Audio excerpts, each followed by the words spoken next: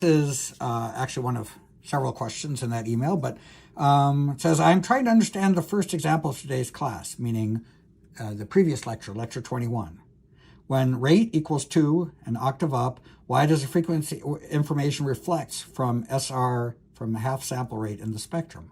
Also for rate equals 0.5, or an octave down, why does the spectrum fold over until it reaches half sample rate?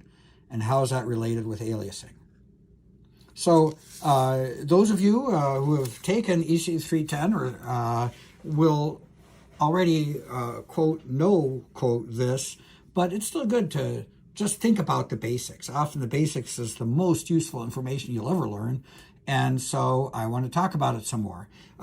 It is a basic question, and actually it's basic enough that it's a little hard for me to be sure I explain it in an intuitive and good way. So let's say here I have, first of all, I have this graph here. This is frequency, and this is magnitude. You've seen this kind of graph before. This is the sample rate, 2 times the sample rate, 3 times the sample rate. And as you know, if you have a digital signal, you can only have frequency information up to the half sample rate. So I highlight this part here. We can look at the negative frequencies, but since they're just a reflection of the positive frequencies, let's just ignore that for now. Let's say we have a spectral envelope that looks like this. Now, what do I mean by that? Well, people always draw some triangular shaped thing, and it might be a bit confusing. What I mean here is that, hey, there's a whole bunch of stuff going on here, and as the frequencies go up, the spectral content of whatever sound is we're graphing here, the magnitudes of the high frequencies are lower than those of low frequencies. I kind of wiggled it.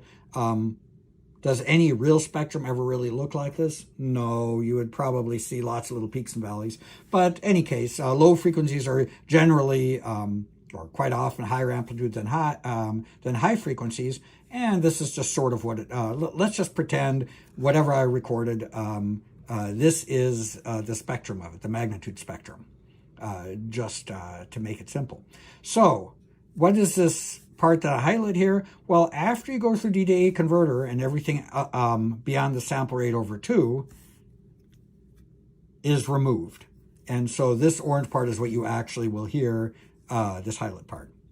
All right, so before we do more with that, I want to talk a little bit about just trying to get an intuition for what does it mean, what does this graph mean? So in this case, I'm answering the second question first. If you play through with increment of 0.5, that means you're going to repeat every sample twice. So any frequency that was present in the original will now be a lower frequency. In fact, it'll be half the hertz. So what happens here is these high frequencies here that were near half sample rate are now going to be near quarter sample rate. The lower frequencies are just going to have moved yet lower. All of this stuff here, because every sample is repeated twice, that's, like having cutting in half the frequency of everything that's present here. Because every sample is repeated twice, you're still going through the same D to A. You've been going through it all the time with the same sample rate. So if you repeat every sample twice, in effect, you're just making every frequency component, everything that's in here, lower frequency or an octave lower.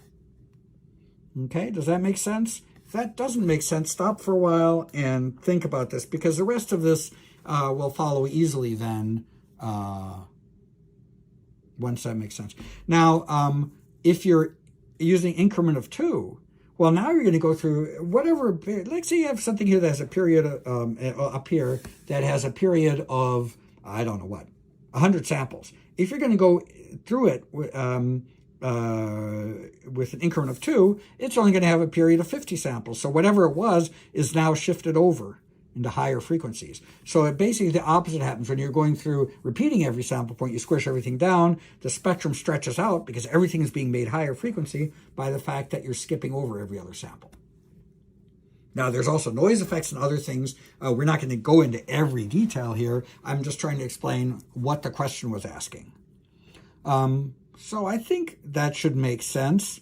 Again, whatever is in here, if you repeat every sample, it's going to be lower frequency. because you're getting through your data slower, through every period slower. And here you're going through every period faster, no matter what the period is.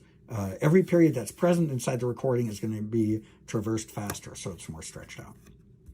All right, so that's the first thing, like why does it stretch out? But then the other part of the question was really about, or squish down or stretch out. But then the other part of the question was, why do you get this aliasing and this fold over stuff? Well, that's too big a question for me to answer. I'm just going to refer a few things that you will have remembered and will have seen in 310, and if you stop and cogitate on them. One of the things you know from 310 is you got the z-plane here. You're representing 0 hertz over here on the unit circle, and then half sample rate over here.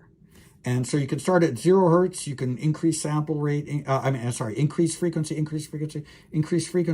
When you get over here, well, you're at the half sample rate. You could also go negative, go through all these negative frequencies and such.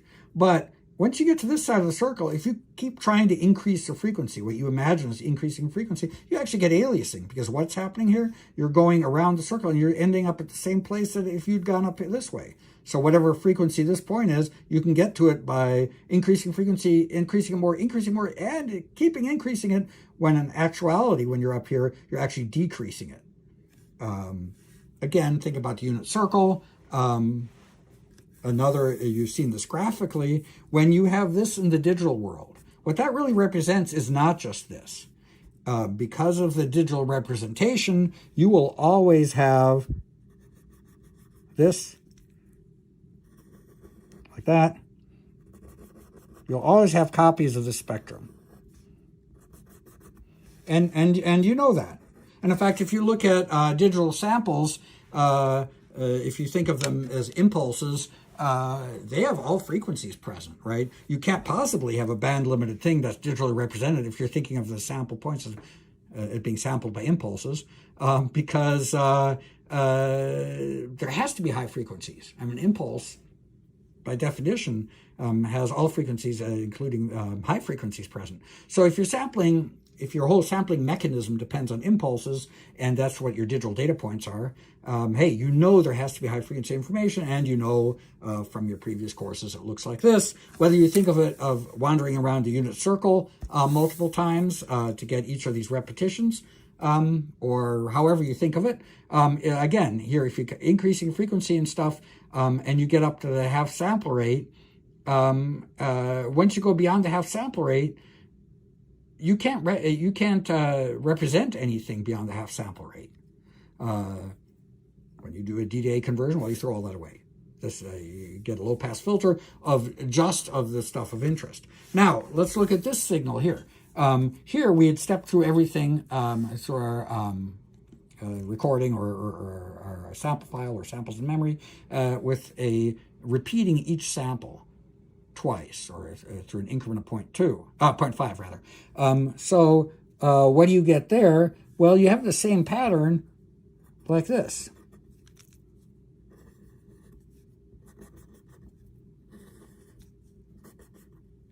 And so forth. So here you are, have this thing repeated here. Now the problem here is you hear this, you get all this alias junk, or just folded over frequencies, or however you want to call them. You get all these folded over frequencies because normally, yeah, if you went at half the sample rate and you did it properly, this orange area would just be shrunk down to here. You wouldn't even have a problem. It would just end there and everything would be happy. But you didn't do that. You're stepping through the samples half rate, but you didn't change anything about how your D-to-A works. So in your D-to-A, you're hearing this, and then this first copy of the spectrum here as high frequency noise. So what's really happened is everything here has been squished down. This whole thing has been squished down. So yes, this part here, this orange part ended up here, but then this part here has been squished into this region where you hear it, given the D-to-A converter you have at the sample rate you have, because you're going to hear everything up to the half sample rate. And then the opposite happens here. This is all stretched out like this, and well, the reflection, or the negative part here, is also going to be stretched out, as is this one. So you get this. These guys go like this.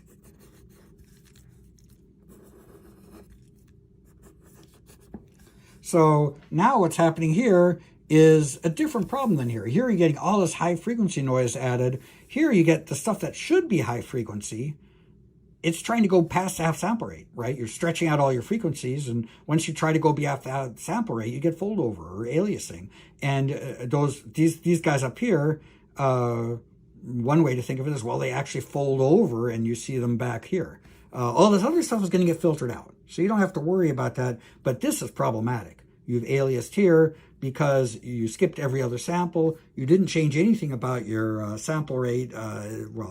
And even there is nothing you can do here very good. You just can't skip every other sample. You will get this aliasing.